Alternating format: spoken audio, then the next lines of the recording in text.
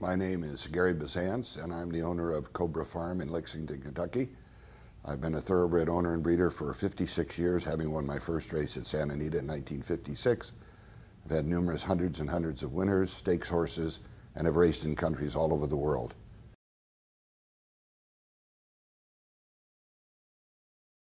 Well, I grew up early on in medication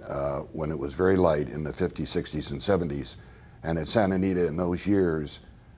there were only 2 or 3 veterinarians on the backstretch, and if a horse bled or we had a problem, you actually had to go to a phone and call 1 or 2 of the vets to come and treat your horse.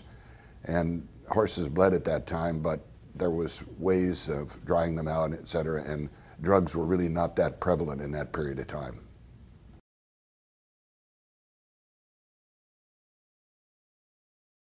The interjection of medications on race day, which started with the introduction of Lasix about 20 years ago, when the veterinarian community redefined the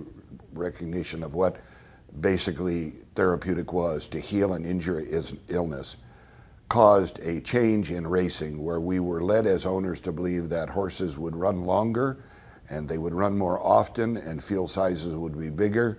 And what it actually did was just open the door for all forms of medication, and everything that we were promised as owners went the other way. And so we've had a weakening of the breed, and we've had a weakening of racing in general, and we've lost perception by the public that we're really trustworthy and that our horses really race clean on race day.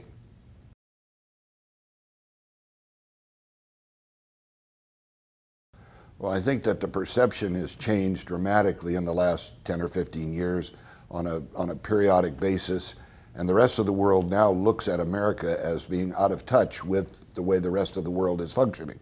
I still race horses in Argentina and have interest in some of the other countries, and those countries look at what we do and the medication that we give, and it has a pronounced effect on whether they're willing to purchase horses in this country and whether they're really willing to trust the breed that we now have, which in my judgment has been weakened by the use of meds.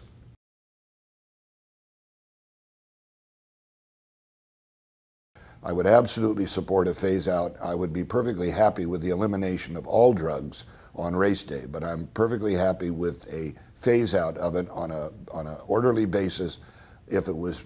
intended that we would ultimately, in a reasonable period of time, eliminate all medications on race day.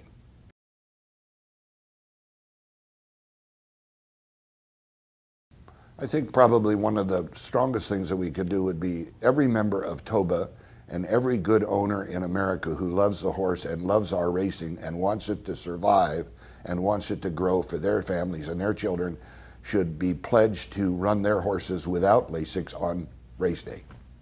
I'm prepared to do that with my horses, and many, many other owners are. And if we could get all owners to do that, we would go a long way to start this process in the right direction.